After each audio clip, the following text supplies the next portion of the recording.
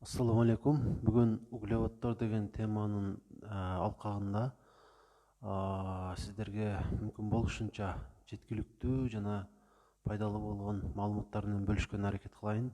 Негизи бул темага мурда кайрылганбыз, көп кайрылабыз. Анткени бул биз үчүн жакшы билесиздер, энергиянын негизги булагы катары кызмат кылат. Бирок ошол эле учурда аны же болбосо анын зыяндуу түрлөрүн зыяндуу деп айтышка туура келет. Анткени алар канчалык көп бизге кирген сайын зыянын ошончолук тийгизе баштайт.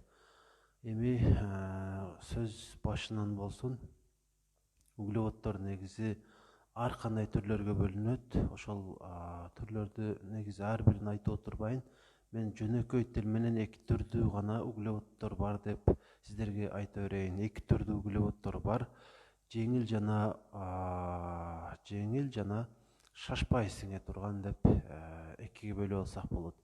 Жеңил сиңе турган дегени мисалы бир торт ала турган болсок, бир кусок торту жей турган болсоңуз, ал өтө тез убакыттын ичинде сиңип организмибизде өз кызматын толук аткарып калат. Ал эми оор сиңе турган деп айта турган болсо, мисалы бир сабизди ала турган болсок, бул шашпайраак сиңе турган углеводдордун катарына кирет. Экөөсүнүн кайсынысы зыян экени өзүңүздөргө белгилүү. Ошол жеңил сиңе турган углеводдор биз үчүн абдан зыяндуу. Ал эми шашпайраак сиңе тургандарын дагы албетте терс таасири болушу мүмкүн, бирок ал терс таасирин тийгизгенге чейин көптөгөн процесстер жүрүп, дээрлик анын зыяны тийбей калат. Ошондуктан углеводдордун арасында тандоо болгондо албетте шашпай сиңе тургандарын тандашка туура келет. Жеңил сиңе тургандарга кайсылар кирет? Жалпылап айтып коеюн. Бул ундан жасалган бардык тамактын түрлөрү, нан албетте, ошол эле макарондор, лагман дейбизби, шириндиктердин бардык түрлөрү, торт өйдө айтып өткөндөй, кекис, ушулардын бардыгы жеңил сиңе тургандарга кирет. Андан сырткары мөмө жемиштердин дагы көпчүлүгү тез эле сиңип кетет. Дарбыз, жүзүм, коон, ушулар дагы жеңил сиңип кете турган углеводдорго кирет. Ал эми жер жемиштер жана жашылчалар болсо, алар шашпай сиңе тургандарга кирет дагы. Алардын организмге зыяндан караганда пайдасы көбүрөөк. Ошондуктан тандоо турганда албетте жеңил сиңе тургандарды эмес, оор сиңе тургандарды тандашыңыз керек. Эми алар жеңил сиңе турган углеводдор эмне үчүн бизге зыяндуу, канчалык деңгээлде зыян, ошону сиздерге түшүндүргөнгө аракет кылайын. Эки түрдүү жалпылап айтсам болот зыянын. Биринчи зыяны бул инсулин резистентность деп орусча айтабыз. Аны кыргызча кандай түшүндүрсөм? Мисалы, организмибизге кирген бардык углеводдор майдаланып олтуруп глюкозага айланат. Ал эми биздин организмибизге кирген белоктор аминокислотага чейин майдаланып, мисалы жөнөкөйлөштүрө турган болсом, буудайды тегирменден өткөргөндө ун болот. Ал эми ошол углевод менен белок дагы ошол майдаланып организмде ошол кандан клеткаларга жетиш үчүн ушунчалык майда деңгээлге чейин майдаланат. Ошол майдаланган даяр продукт глюкоза болот дагы. Глюкоза клеткаларга кирбей калышы мүмкүн. Чындыгында клеткалар ошол глюкозага, глюкозага энергияга муктаж болуп турат, бирок ага ошол глюкоза кире албайт. Анткени ошол клеткага глюкозаны алып кире турган ошол жердин ар бир клетканын сыртында, мындайча айтканда, ачкычы бар деп айтсам болот. Ар бир үйдүн ачкычы болгон сыяктуу. Ошол ачкыч ачылбай калат. Ачылбай калганда глюкоза кире албай калат. Ошол убакта инсулин деген ошол клеткага алып кире турган гормон өз кызматын аткара албай калганда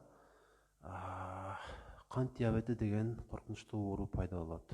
Ошол кант диабетинин өтө көп себептерин айтып жүрөбүз. Ошол себептердин эң негизгилеринин бири ушул.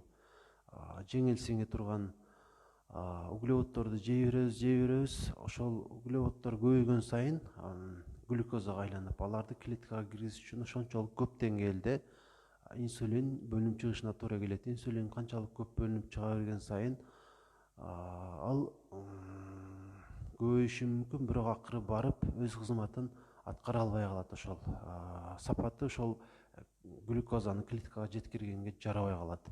Ушул убакта глюкоза кандын ичинде эле айланып жүрө берет, клеткаларга жетпей калат. Ушул ооруну биз кант диабети деп коебуз. Бул жеңил сиңе турган углеводдордун бир зыяны. Эми экинчи зыянына келе турган болсом, организмибиз ошол глюкозаны, углеводду организмибизге сиңириш үчүн өтө көп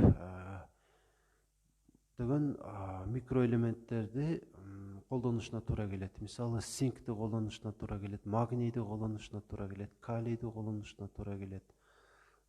Аларды канчалык көп короткон сайын организмде ошол витаминдердин запасы азайып кетет. Демек, витаминдерге болгон бизде муктаждык көбөйүп калат. Биз ошол углеводдорду канчалык көп жеген сайын. Бул анын экинчи зыяны. Ал эми ошол биздеги микроэлементтер азайып кеткенде эмне болот?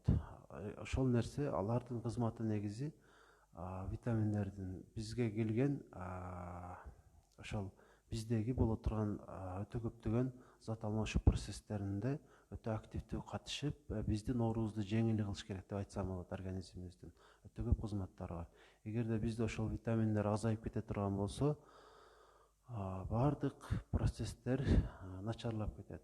Мисалы, муну эмнеге салыштырсак болот? Заводдо бир иш боло турган болсо, ошол заводдун иши жүрүшүп аткан болсо, ошол жерде эң керектүү боло турган нерселер, мисалы, ал жерде эң негизги кызматты аткара турган жумушчулар кандайдыр бир себеп менен ишке келбей калган учурга салыштыра турган болсок, туура болчудай.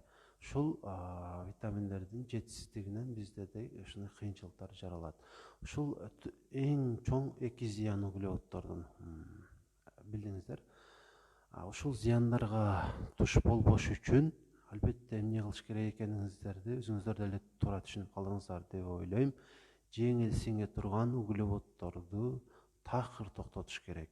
Эң болбоду дегенде нан жейбиз, албетте, айла жок. Бирок ошону дагы кандайдыр бир башка продуктуга алмаштырганы ойлонуп көрүшүңүздөр керек дейт элем.